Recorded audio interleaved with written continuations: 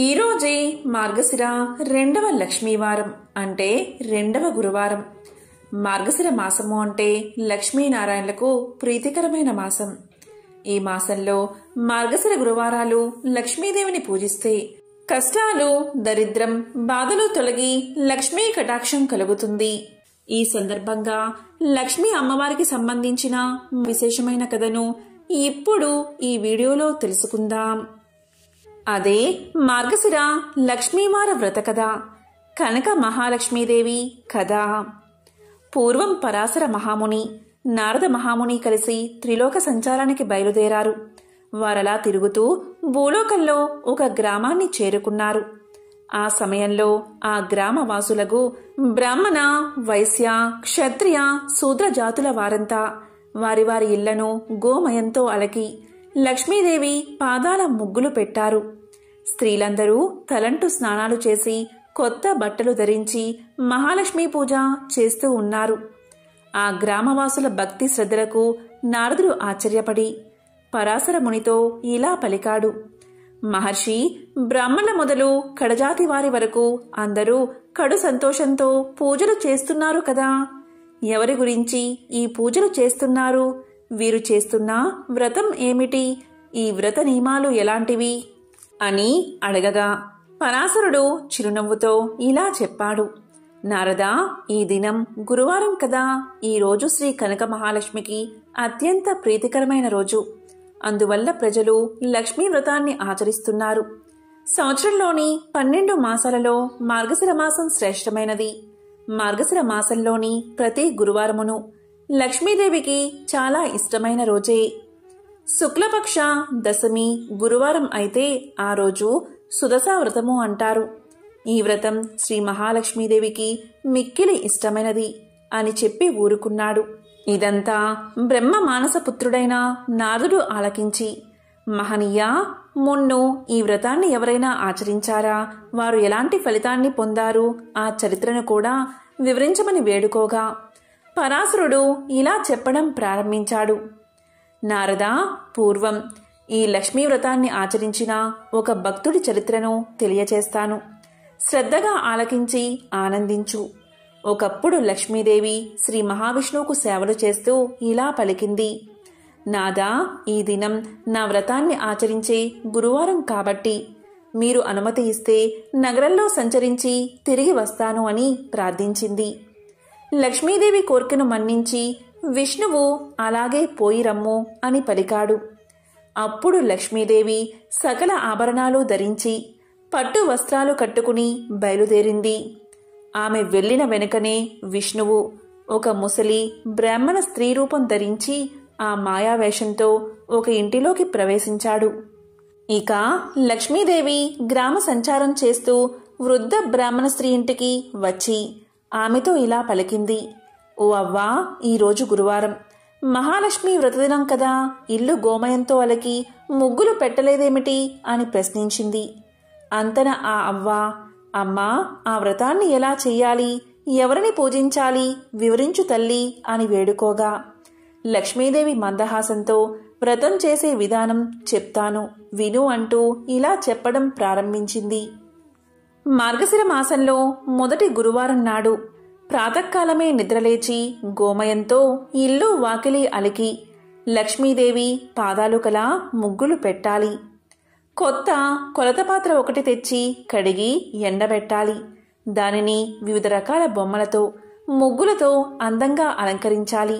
స్నానం చేసి శుభ్రమైన వస్త్రాలు కట్టుకుని శుచిగా ఉంచి ఒక బల్ల కడిగి దానిమీద కొత్త ధాన్యం, ఎరుపు, నలుపు, తెలుపు రంగులవి కొద్దిగా వెయ్యాలి. మరికొంచెం కొత్త కొలత పాత్రలో వెయ్యాలి. ఆ పాత్రపైన 3 పోక చెక్కలు పసుపు నీటిలో కడిగి ఉంచాలి. తెల్లధాన్యం ఈనెలు తీసుకుని వచ్చి వాటిని జడవలే అల్లి మనసులోని కోరిక తలుచుకుని కొత్త పాత్రపై ఉంచి దానిపై ఎరుపు రంగు వస్త్రాన్ని, పువ్వులను ఉంచాలి. లక్ష్మీదేవిని తలుచుకుని పువ్వులు, గంధం, ధూపదీపాలు సమర్పించాలి. ముందుగా పాలు నివేదించి తరువాత అన్నాన్ని, పిండి వంటలను, కూరలతో మహానైవేద్యాన్ని సమర్పించాలి. ఇది ఒక పద్ధతి. ఇక రెండవ పద్ధతి, సుదశా వ్రతము. అదిలా అంటే మార్గశిర మాసంలోని శుక్ల దశమి గురువారం రోజు ఈ వ్రతాన్ని ఆచరించాలి. ఆ రోజు ఉదయమే నిద్రలేచి గోమయంతో ఇల్లు అలికి వాకిలి కడిగి రంగురంగుల ముగ్గులు వేసి లక్ష్మీదేవి పాదము లాంటి ముగ్గులు పెట్టాలి. తరువాత స్నానం చేసి ఒక ఆసనాన్ని శుభ్రం చేసి ముగ్గులు వేసి ఇంటిలో తూర్పు దిశగా ఉంచి లక్ష్మీదేవి పూజ నిమిత్తమై ఒక పోక చెక్కను పసుపు నీళ్లతో శుభ్రంగా కడిగి దానిని పంచామృతంతోనూ శుద్ధోదకంతోనూ స్నానం చేయించి ఆసనంపై ఉంచి గంధం రాసి పుష్పాలు పెట్టి లక్ష్మీదేవిని జపిస్తూ 10 ముళ్ళు వేయాలి. 10 నాడులు కల దర్భగడ్డితో దాన్ని కప్పాలి. లక్ష్మీ చిత్రమును వ్రతడోర్యాలు ఉంచి ధూపం వెయ్యాలి.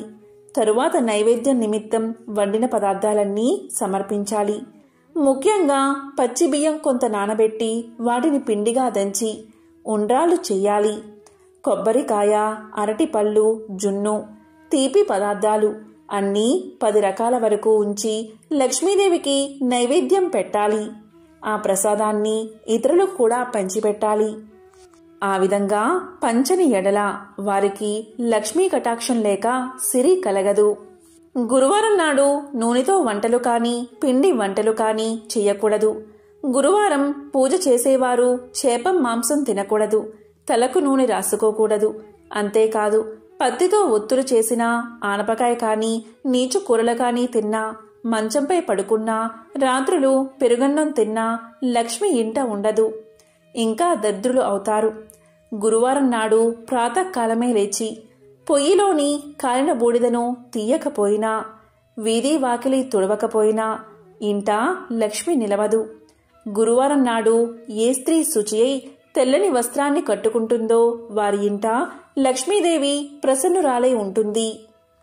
ఏ స్త్రీ గురువారం నాడు పిల్లలను తిట్టడం, కొట్టడం చేస్తుందో, ఇల్లు వాకిలి శుభ్రం చేయదో, వంట సామాన్లు అంట్లు తోమదో, సాయం సమయమున గుమ్మం దగ్గర సంధ్యాదీపం ఉంచదో, ఆ స్త్రీ ఉన్న ఇంట ఒక్క క్షణమైనా లక్ష్మి ఉండకపోగా ధనహాని, సంతానహాని కలగజేస్తుంది. అలాగే గురువారం రోజున ఉడకని పదార్థాలు తినడం, అమిత నిద్ర, అమావాస్య, సంక్రాంతి తిథులలో అశుభ్రంగా ఉండి విహరించడం, అత్తమామలను సేవించక కస్సుబుస్సులాడడం చేసే స్త్రీల ఇంట లక్ష్మీదేవి పాదమైనా నిలవదు. ఇంకను భోజనానికి ముందు తరువాత కాళ్ళు, చేతులు, ముఖం ఏ స్త్రీ కడుక్కోదో, ఏ స్త్రీ ఇతరులతో మాట్లాడుతున్నప్పుడు చీటికి మాటికి నవ్వుతూ ఉంటుందో, ఏ స్త్రీ బూడిద గుమ్మడికాయను కోస్తుందో అలాంటి స్త్రీలు నీచ బుద్ధి కలవారై అన్న వస్త్రాలకు దూరమైపోతారు. ఏ వనిత గురువారం నాడు ధర్మం చేయక, పూజలు చేయక పురుష సాంగిత్యాన్ని కోరుకుంటుందో ఆమె పాపకోపమునకు పోవడమే కాదు, బతికినన్న రోజులు తిండికి మొహం వాసిపోయేదిగా అయిపోతుంది.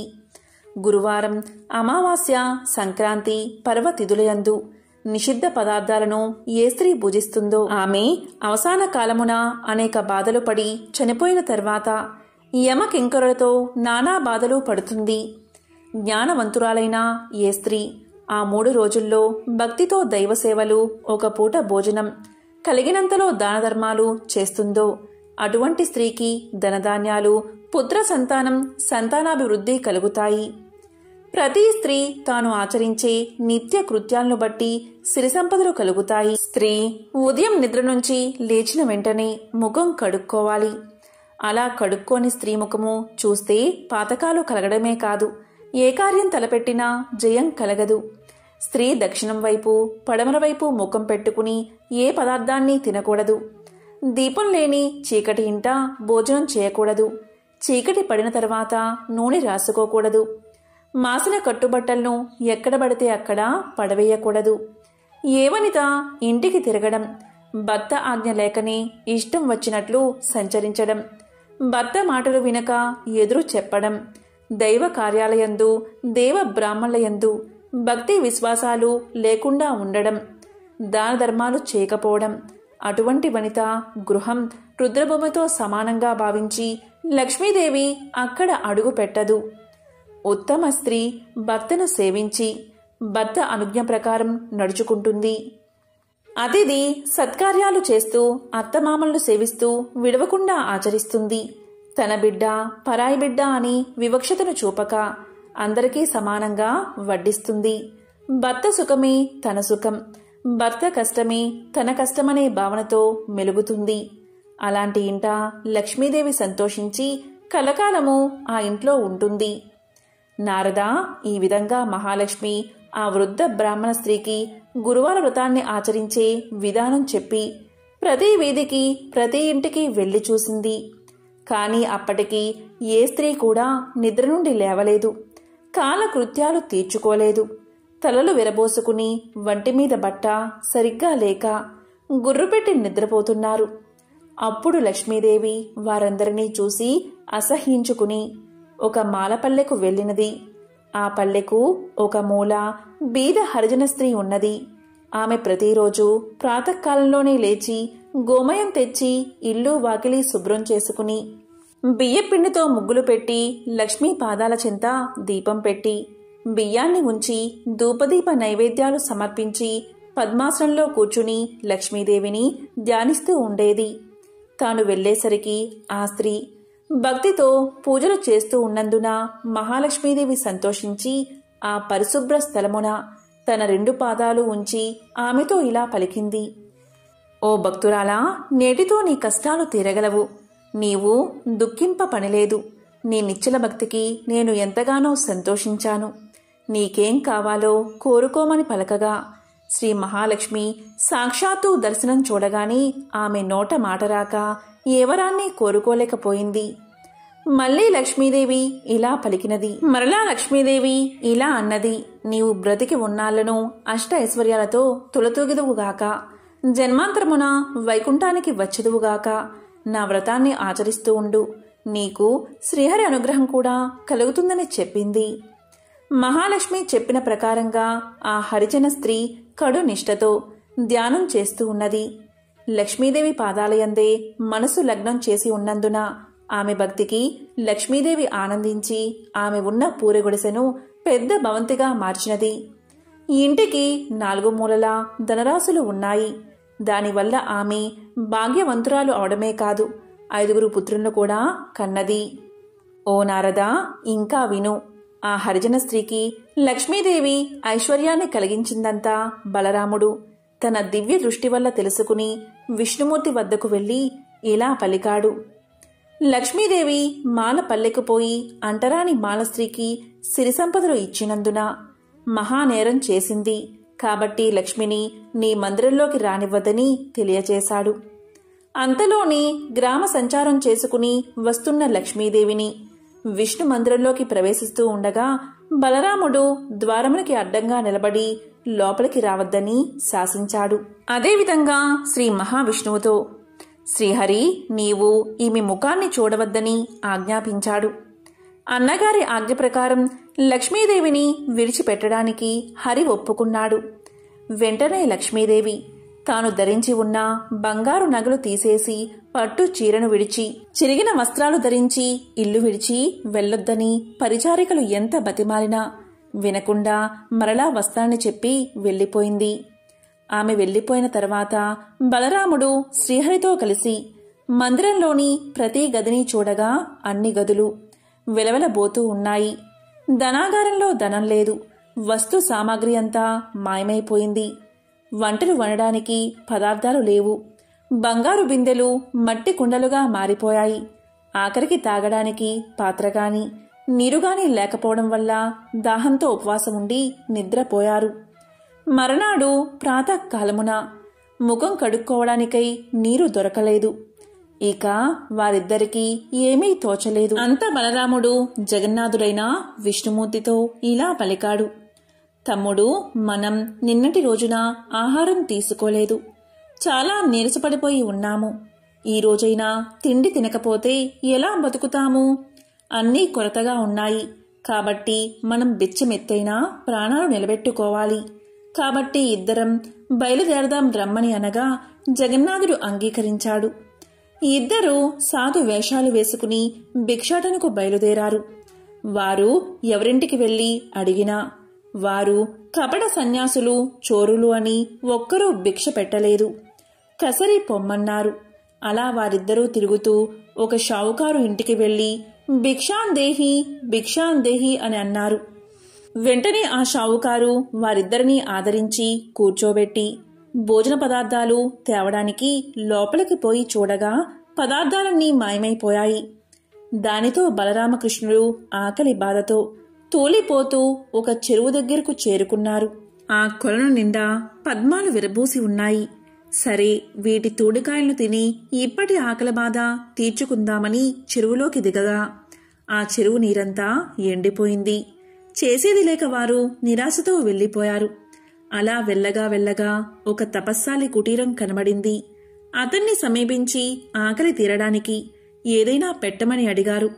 ముని తాను తినడానికి ఉంచుకున్న పాలు, అన్నము ఇవ్వబోగా ఆ పాత్రలోని అన్నం, పాలు మాయమైపోయాయి. ఇక చేసేది లేక వారిద్దరూ సముద్రం వైపుగా వెళ్లారు. సముద్రమున నిత్యానందుల స్వాముల వారి ఆశ్రమం కనిపించగా అక్కడికి చేరుకున్నారు. అక్కడ అన్న వస్త్రాలకు లోటు లేదు. ఎవరైనా ఆ ఆశ్రమంలో ఎన్ని రోజులైనా ఎంత భోంచేసినా అక్షయపాత్ర వలె తరగదు. కాని బలరామ జగన్నాథ స్వాములు అక్కడకు వెళ్లగానే లక్ష్మీదేవి ఏ పదార్థాలు లేకుండా చేసింది. దాంతో అన్నదమ్ములిద్దరూ అక్కడి నుండి బయలుదేరి మరొక భవనాన్ని చేరుకున్నారు. అది లక్ష్మీదేవి నివసిస్తున్న భవనం. చాలా రోజుల నుండి తిండి లేక నీరసించి ఉన్న వారిద్దరినీ లక్ష్మీదేవి చూసినది, జాలి పడినది. వెంటనే ఆమె స్వయంగా పిండి వంటలతో భోజనం తయారు చేసి దాసదాసీల చేత వారికి స్నానానికి నీరు పెట్టించి చెలికత్తెల ద్వారా వారికి భోజనాన్ని వడ్డించింది. బలరామ జగన్నాథులిద్దరూ సంతృప్తిగా భోజనం చేసి బయట ఉన్న అరుగు మీద పడుకున్నారు. కాని వారికి నిద్ర పట్టలేదు. ఆ ఇల్లు, ఆ ప్రాంతం, ఆ వంటకాలు అన్నీ వింతగా తోచాయి. వారు ఆలోచిస్తున్నారు. అంతలో ఒక చెలికత్తె వచ్చి, ఓ స్వాములారా, మీదే గ్రామం, ఎందుకు ఎక్కడికి పోతున్నారు? మీకు భార్యాబిడ్డలు ఉన్నారా?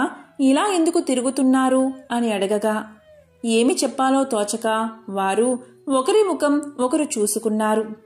అంతా సర్వేశ్వరుడైన శ్రీహరి ఇలా చెప్పాడు, నేను శ్రీహరిని, ఇతడు నా అన్న బలరాముడు. మా తొందరపాటు వల్ల నా ఇల్లాలైన లక్ష్మీదేవిని ఇంటి నుండి వెళ్లగొట్టి ఈ కష్టాలు తెచ్చుకున్నాము. ఏ స్త్రీ వల్ల అష్ట ఐశ్వర్యాలు కలుగుతాయో, ఏ నారీమణి కరుణా కటాక్షాల వల్ల వంశాభివృద్ధి కలుగుతుందో, ఏ వనితామణి ఎల్లవేళ్లయందు తనను నమ్మి కొలిచిన వారి ఇండ్లయందే మెలుగుతూ ఉంటుందో అటువంటి లక్ష్మీదేవి మమ్మల్ని విడిచి వెళ్లిపోయింది. అప్పట్నుంచి మాకు దారిద్రము, కష్టాలు కలిగాయని తెలియచేశాడు. ఆ దాసి వల్ల ఆ ఇల్లు లక్ష్మీదేవి మందిరమే అని తెలుసుకుని వారు చాలా ఆనందించారు. బలరాముడు విష్ణువుతో, సోదరా, నీవు లక్ష్మీ వద్దకు వెళ్లి మనం చేసిన తప్పును క్షమించమని అర్థించు అని చెప్పి లోనికి పంపించాడు. శ్రీహరి లోపలికి వెళ్లగానే లక్ష్మీదేవి భక్తును చూసి నమస్కారం చేసి అతని పాదాలు కడిగి ఆ నీటిని తన తలపై చల్లుకుని పువ్వులతో పూజించి ఇలా పలికింది, నాదా, మీ అన్నదమ్ములిద్దరూ కలిసి నన్ను ఇంటి నుండి వెళ్ళగొట్టారు కదా, ఇప్పుడెలా నా ఇంట భోంచేశారు? చండాలపు దాని ఇంటికి ఎలా వచ్చారు? ప్రాణాలు పోసినప్పుడు జాతి కులభేదాలు అడ్డురాకూడదా అని నిష్ఠూరాడింది. అప్పుడు శ్రీహరి చిరునవ్వుతో, ప్రియా, మేమిద్దరం బిచ్చమెత్తుకోవడం అంతా తెలుసుకున్నారు. నీవు భోజనం పెట్టడం కూడా అందరూ చూశారు. మాకు శిక్ష సరిపోయినది. నీవు లేనందున వైకుంఠం చిన్నబోయినది. నిన్ను వదిలినందున మాకు అన్నీ లోపాలే జరిగాయి. కాబట్టి మా వెంటరా, వైకుంఠానికి పోదాము అని పలకగా శ్రీహరి మాటపై లక్ష్మీదేవి ఆ ఇంట అడుగుపెట్టగానే అన్నీ యథాప్రకారంగా మారిపోయాయి. ధనాగారమంతా ధనంతోనూ బంగారంతోనూ నిండిపోయింది. వస్తు వాహనాలతో, దాసీ జనాలతో, భక్తకోటితో వైకుంఠం కలకలలాడింది. కాబట్టి ఓ నారద, గురువారం నాడు లక్ష్మీ పూజ చేసి ఈ పురాణాన్ని చదివినా లేక విన్నా అలాంటి వారికి వెనుకటి జన్మలో చేసిన పాపాలు నశించి మోక్షం కలగడమే కాక 1,00,000 గోదానాలు చేసినంత ఫలితం కలిగి మరుజన్మయందు అష్ట ఐశ్వర్యాలతో తులదూగుతారు. ఈ లక్ష్మీ పురాణ పఠనం ప్రతి మానవుడు ముక్తిని పొందడానికి మార్గదర్శకం కాగలదు అని పరాశర ముని నారదులకు శ్రీ లక్ష్మీ పురాణాన్ని ఇలా వివరించాడు. మరి ఎంతో విశేషమైన ఈరోజు మార్గశిర లక్ష్మీవార వ్రత కథను ఇప్పుడు విందాం. ఈ మార్గశిర లక్ష్మీవార వ్రతం లక్ష్మీదేవికి చాలా ప్రీతికరమైనదని పరాశర మహర్షి నారదుడికి తెలియచేశారు. మార్గశిర నెలలో లక్ష్మీ పూజ చేసుకుని ఈ వ్రతాన్ని ఆచరించడం వల్ల రుణ సమస్యలు తొలగి శ్రేయస్సు, సంపద, ఆరోగ్యం కలుగుతాయని పురాణాలు చెబుతున్నాయి. పూర్వకాలంలో కళింగ దేశంలో ఒక బ్రాహ్మణుడు ఉండేవాడు. అతనికి సుశీల అనే ఒక కూతురు ఉండేది. ఆమెకి చిన్నతనంలోనే తల్లి చనిపోవడం వల్ల సవతి తల్లి పిల్లల్ని ఎత్తుకోమని చెప్తూ కొంచెం బెల్లం ఇచ్చేది. ఆ సుశీల సవతి పిల్లలను ఆడిస్తూ ఇంటి వద్ద సవతి తల్లి మార్గశిర లక్ష్మీ పూజ చేయడం చూసి ఆమె కూడా మట్టితో మహాలక్ష్మిని చేసి జిల్లేడు పూలతో ఆకులతో పూజ చేసి ఆడుకోమని ఇచ్చిన బెల్లాన్ని నైవేద్యంగా పెడుతూ ఆడుకునేది సుశీల. ఇలా సుశీల పెరిగి పెద్దదై యుక్త వయసుకు వచ్చింది. తరువాత కొన్ని రోజులకు ఆమెకు వివాహం జరిగింది. అత్తవారింటికి పోతూ తాను తయారు చేసుకున్న లక్ష్మీదేవి మట్టి బొమ్మను కూడా సుశీల వెంట తీసుకుపోయింది. ఆమెతో మహాలక్ష్మి కూడా వెళ్లిపోయింది.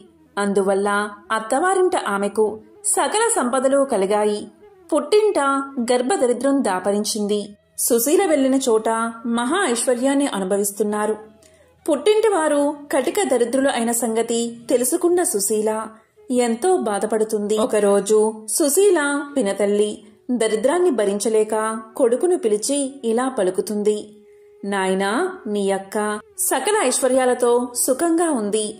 నీవు నీ అక్క దగ్గరికి వెళ్లి మన అవస్థ గురించి తెలియచేసి కొంచెం ధనాన్ని ఇవ్వమని చెప్పి ఆ ధనాన్ని ఇంటికి తీసుకురా అని తెలియచేసింది తల్లి.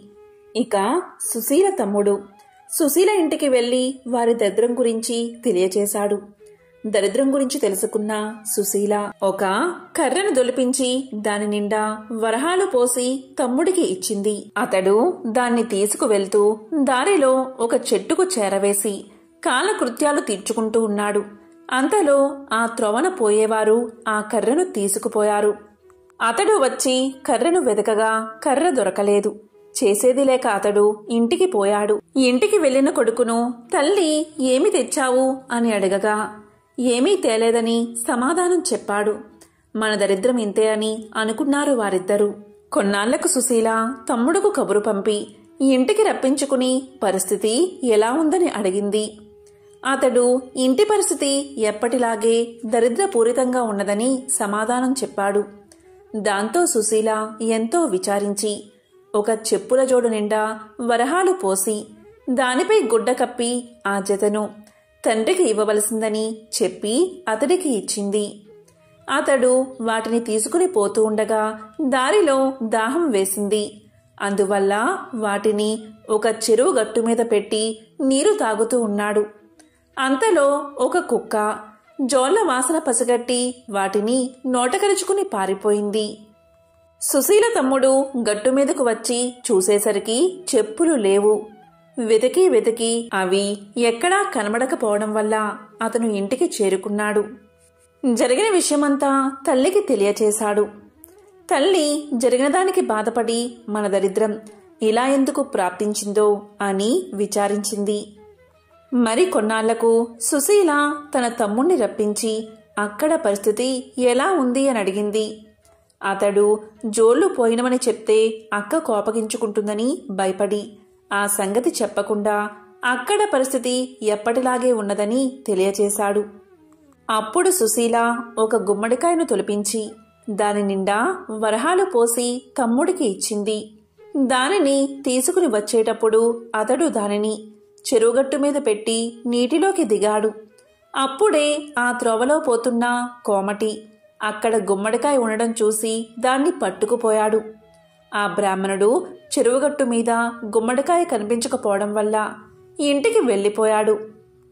తల్లి ఏమి తెచ్చావు అని అడగగా జరిగిందంతా చెప్పాడు. తల్లి ఎంతో బాధపడింది. సుశీల కొంతకాలముండి పుట్టింటి సంగతులు తెలుసుకోవడానికి వెళ్లి మార్గశిర కనక మహాలక్ష్మి నోము పడితే వారి దరిద్రం తీరుతుందని తలచి తల్లిదండ్రులను తన ఇంటికి తీసుకువెళ్ళింది. ఒకరోజు ఆమె తల్లితో ఇలా పలికింది. అమ్మా, ఈవేళ మార్గశిర లక్ష్మీవారం కాబట్టి మనం నోము నోచుకోవాలి. నీవు ఎంగిలి పడకు అని చెప్పింది. దానికి తల్లి అలాగే అని పిల్లలకు చద్దన్నం పెడుతూ అలవాటు ప్రకారం ఒక ముద్దను నోట్లో వేసుకుంది. అంతలో కుమార్తె వచ్చి నోము నోచుకోవడానికి స్నానం చెయ్యమని పిలిచింది. అప్పుడు తల్లి సుశీలతో ఇలా చెప్పింది. అమ్మా సుశీల, పిల్లలకు చద్దన్నం పెడుతూ మర్చిపోయి ఒక ముద్ద నోట్లో వేసుకున్నాను అని చెప్పింది. అది విన్న సుశీల ఎంతో బాధపడి తాను మాత్రమే నోము నోచుకుంది. అంతలో 2వ లక్ష్మీవారం వచ్చింది. అప్పుడు సుశీల తల్లి దగ్గరకు చేరుకుని, అమ్మా, ఈ వారమైనా జాగ్రత్తగా ఉండమని చెప్పింది. అది విన్న తల్లి, నేనేమైనా చిన్న పిల్లనా, నేను జాగ్రత్తగా ఉంటానని చెప్పి పిల్లలకు తలంటి నీళ్లు పోస్తూ నూనె గిన్నెలో మిగిలిపోయిన నూనెను తలకు రాసుకుంది. అప్పుడు సుశీల వచ్చి తల్లిని నోము నోచుకోవడానికి స్నానం చెయ్యమని చెప్పింది. అప్పుడు తల్లి మర్చిపోయి తలకు నూనె రాసుకున్న సంగతి తెలియచేసింది. అయ్యో, ఈ వారం కూడా వృధాగా పోయింది కదా అనుకుని సుశీల మాత్రం నోము నోచుకుంది. తరువాత 3వ లక్ష్మీవారం వచ్చింది. అప్పుడు సుశీల తల్లితో, అమ్మా, ఈ వారమైనా జాగ్రత్తగా ఉండు, నోము నోచుకో అని గట్టిగా చెప్పింది. తల్లి అలాగే చేస్తానని చెప్పి పిల్లలకు తలదువ్వుతూ తాను కూడా తలదువ్వుకుంది. అంతలో కుమార్తె వచ్చి తల్లిని స్నానానికి రమ్మని పిలిచింది. అప్పుడు తల్లి ఇలా చెప్పింది. మరిచిపోయి తలదువ్వుకున్న సంగతి తెలియచేసింది. అది విని దరిద్రులను బాగు చేయడం మానవులకు సాధ్యం కాదు అనుకుని సుశీల తానే నోము నోచుకుంది. మరికొన్ని రోజులలో 4వ లక్ష్మీవారం వచ్చింది. సుశీల ఈ వారమైనా తల్లి చేత నోమును నోపించాలని పట్టుదలతో ఆమెను ఒక గోతిలో కూర్చోబెట్టి పైన బల్లను మోతేసి తాను పనులు చేసుకుంటూ ఉంది. ఇంతలో పిల్లలు అక్కడున్న అరటి పళ్లను తిని వాటిపై తొక్కలను బల్ల సందు నుండి గోతిలో పడేశారు. అందులో ఉన్న తల్లి దురదృష్టవంతురాలు అవడం వల్ల ఆ తొక్కలు తిన్నది. అంతలో కుమార్తె వచ్చి మీదనున్న బల్ల తీసి ఆ తల్లిని స్నానానికి రమ్మని పిలవగా తాను అరటిపళ్ళ తొక్కలు తిన్న సంగతి తెలియచేసింది. దీంతో సుశీల ఎంతో విచారించి తానే నోము నోచుకుంది. తరువాత 5వ మార్గశిర గురువారం రానే వచ్చింది. అప్పుడు సుశీల తన తల్లి చెంగును తన చెంగుకు ముడేసుకుని తన వెంట ఆమెను తిప్పుకుంటూ పనులన్నీ ముగించుకున్న తర్వాత ఆమెకు కూడా స్నానం చేయించి నోము నోపించింది. కూతురు పూర్ణపు కుడుములు నైవేద్యం పెట్టినప్పుడు మహాలక్ష్మీదేవి స్వీకరించి తల్లి పెట్టినప్పుడు మాత్రం స్వీకరించలేదు. అది చూసి అలా చేయడానికి కారణం ఏమిటని మహాలక్ష్మిని అడిగింది సుశీల. అందుకు మహాలక్ష్మీదేవి ఇలా పలికింది. అమ్మాయి సుశీల, నీ చిన్నతనమున నీవు బొమ్మలతో ఆడుకుంటూ ఉండగా నీ సవతి తల్లి నిన్ను చీపురు పట్టుకుని కొట్టింది. అందుచేతనే నేను ఆమె నైవేద్యాన్ని పుచ్చుకోవడం లేదు అని పలికింది. అప్పుడా సుశీల తల్లి ఆమె తప్పు క్షమించి నైవేద్యాన్ని స్వీకరించి వారికి భోగభాగ్యాలు కలిగేటట్లు ఆశీర్వదించమని ప్రార్థించింది. దీంతో మహాలక్ష్మి ప్రసన్నురాలై తల్లి కూతుళ్లను దీవించింది. తరువాత సుశీల ఆమె తల్లిచే యథావిధిగా నోము నోపించి నోము పట్టిన మొదటి వారం పులగాన్ని, 2వ వారం క్షీరాన్నాన్ని, 3వ వారం ముద్ద కుడుములను, 4వ వారం పరమాన్నాన్ని నైవేద్యంగా పెట్టించి పుష్యమాసపు లక్ష్మీవారం నాడు పూర్ణపు కుడుములను సమారాధనకు పెట్టించి నోమును పూర్తి చేయించింది. తరువాత ఆమె పుట్టింటవారు దరిద్ర విముక్తులై ధనధాన్యాలతో తులతూగుతూ ఉన్నారు. ఈ మార్గశిర లక్ష్మీవార వ్రత పూజా విధానం దీపావళి లక్ష్మీ పూజ, వరలక్ష్మీ పూజ వలె ఉన్నప్పటికీ అమ్మవారికి సమర్పించే నైవేద్యం వైవిధ్యమైనది. మార్గశిర నెలలో వచ్చే అన్ని గురువారాల్లో ఉదయమే నిద్రలేచి ఇల్లు శుభ్రం చేసి తలస్నానం చేయాలి. ప్రత్యేకించి పూజ ముగిసే వరకు తలకు నూనె రాసుకోవడం, దువ్వుకోవడం చేయరాదు. చక్కగా అలంకరించబడిన లక్ష్మీ అమ్మవారి యొక్క చిత్రపటానికి లేదా చిన్న విగ్రహాన్ని పూజకు సిద్ధం చేసుకుని పువ్వులతో అందంగా అలంకరించాలి. ముందుగా గణపతికి ప్రథమ పూజ చేయాలి. తరువాత లక్ష్మీ అమ్మవారికి అదాంగా షోడశోపచార పూజ, అష్టోత్తర పూజను చేయాలి. నెల రోజులు ప్రతి గురువారం ప్రత్యేక నైవేద్యాన్ని సమర్పించాలి. ఈ మార్గశిర లక్ష్మీ పూజ కథ చదువుకుని అక్షింతలు శిరస్సుపై ధరించాలి. లక్ష్మీ పూజ మార్గశిర నెలలో అన్ని గురువారాలు చేస్తారు. కేవలం 4 గురువారాలు మాత్రమే మార్గశిర మాసంలో ఉంటాయి. కానీ ఈ లక్ష్మీ పూజ పుష్యమాసంలో వచ్చే మొదటి గురువారం రోజు కూడా తప్పనిసరిగా చేయాలి. ఇదే ఇక్కడి విశేషం. ఎంతో పవిత్రమైన విశేషమైన ఈ మార్గశిర గురువారం రోజు అంటే మార్గశిర లక్ష్మీ వారం రోజు ఎవరైతే ఈ కథను వింటారో లేక చెప్తారో అలాంటి వారి జన్మల పాపాలు తొలగి కోటి జన్మల పుణ్యం వస్తుంది. అష్ట ఐశ్వర్యాలు, భోగభాగ్యాలు కలుగుతాయి. ఓం నమో నారాయణాయ. ఓం శ్రీ మహాలక్ష్మియే నమః. ఓం నమః శివాయ.